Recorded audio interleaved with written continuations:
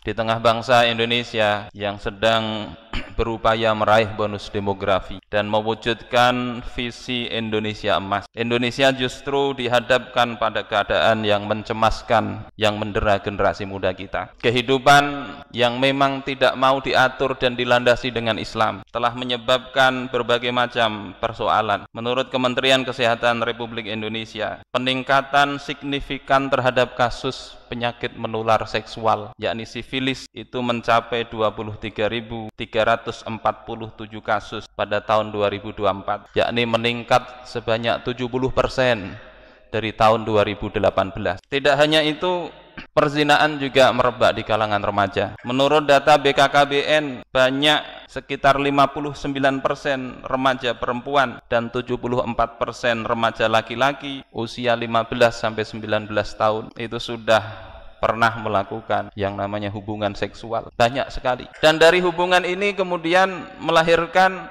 yang namanya kehamilan. Angka kehamilannya 36 per 1000 remaja putri, dan kemudian menghasilkan kasus aborsi, pengguguran kandungan sekitar 750.000 sampai 1,5 juta kasus per tahun. Tidak cukup dengan itu, penyakit menular yang belum ada obatnya sekarang, yakni kasus HIV AIDS, itu juga meningkat. 2024 diperkirakan ada 4.500 kasus, dan 2.700 diantaranya itu yang menanggung adalah remaja usia 15-18 tahun.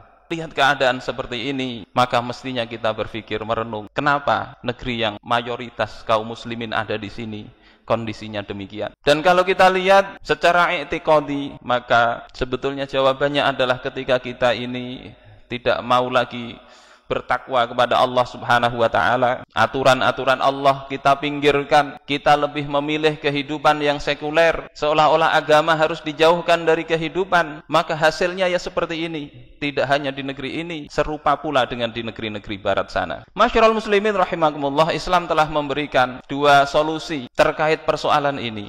Yang pertama, solusi untuk mencegah supaya tidak terjadi penyakit menular seksual, perzinaan dan sebagainya. Yang kedua adalah solusi ketika memang sudah terlanjur seperti ini, bagaimana seharusnya. Masyiral muslimin rahimakumullah, terkait pencegahan, yang pertama Allah bebankan pencegahan ini kepada orang tua dan kepada negara wabil khusus. Untuk apa? Untuk membina masyarakat, membina keluarga dengan Islam, agar manusia betul-betul bertakwa kepada Allah Subhanahu wa taala, agar manusia betul-betul menjaga auratnya, menjaga pandangannya, yang itu merupakan pintu di antara pintu-pintu menuju perzinaan. Allah Subhanahu wa taala berfirman, "Qul lil mu'minina yaghuddu min absarihim wa yahfazu furujahum, dzalika azka lahum.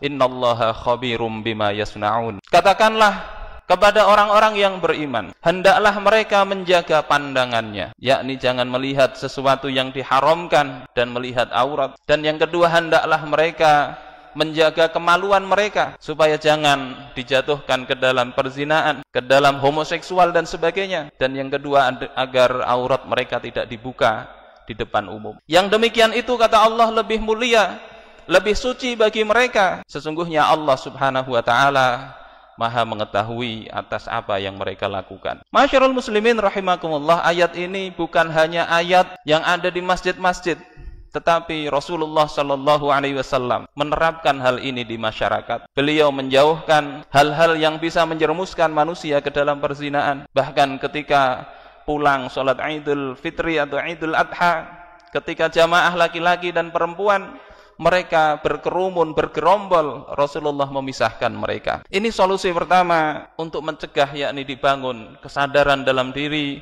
masing-masing kaum muslimin. Kemudian yang kedua, Islam telah menggariskan bahwasanya hendaknya ketika punya anak yang sudah punya kemampuan untuk menikah, maka baik untuk dinikahkan. Ya ma'syarasy syabab, man istata'a minkumul ba'ah falyatazawwaj. Wahai para pemuda, siapa di antara kalian yang sudah mampu menikah, maka menikahlah. Yang sekarang harus dibatasi usia 19 tahun minimal, sementara godaan untuk melampiaskan hawa nafsu tiap hari ada di depan mata mereka. Dan kompensasinya negara mestinya memberikan kemudahan untuk melakukan pernikahan supaya tidak terjatuh ke dalam perzinaan. Masyarul muslimin rahimakumullah. Dan ini perlu ditopang pula dengan Islam telah mengatur aturan-aturan tentang ekonomi. Bagaimana sumber daya alam dikelola supaya ketika masyarakat itu mereka melakukan pernikahan, rumah tangga mereka tidak dikacaukan dengan urusan-urusan ekonomi. Kemudian yang ketiga yang mesti dilakukan adalah membekali para pemuda yang mau nikah dengan ilmu-ilmu syariat tentang pernikahan. Banyak kita saksikan suami tidak tahu peran dan tanggung jawabnya sebagai suami dalam Islam. Begitu juga perempuan. Tidak lagi tahu pergaulan bagaimana.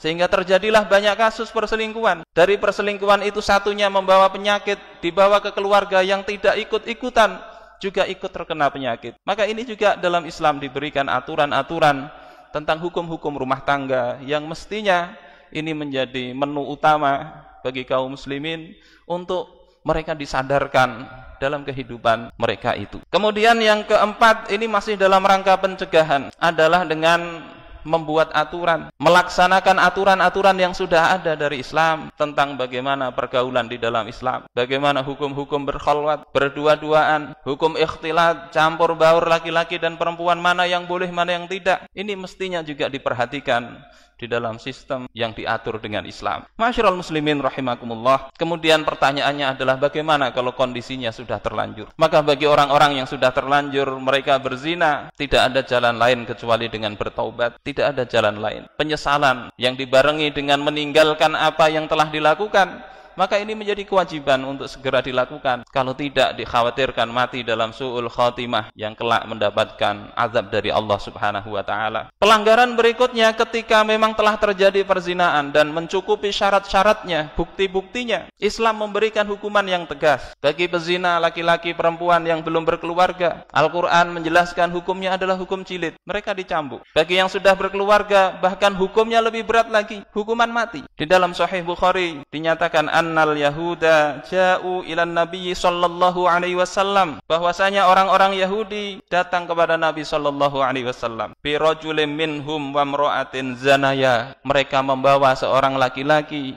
dan seorang perempuan dari kalangan mereka yang keduanya telah berzina, zina muhsan. Fa amara bihima farujima qariban min maudhi'il janaiz indal masjid. Maka Rasulullah sallallahu alaihi wasallam memerintahkan agar keduanya itu dirajam di tempat biasanya menyolatkan jenazah di samping masjid. Ini dilakukan bukan hanya kepada kaum muslimin, tapi juga kepada rakyat, bahwasanya perzinaan itu ditutup rapat-rapat. Melakukan perzinaan itu perbuatan kriminal yang bisa dihukum berat, tetapi pintu pernikahan itu dibuka lebar-lebar sehingga mudah untuk mendapatkan yang halal, tetapi sulit untuk melakukan yang haram.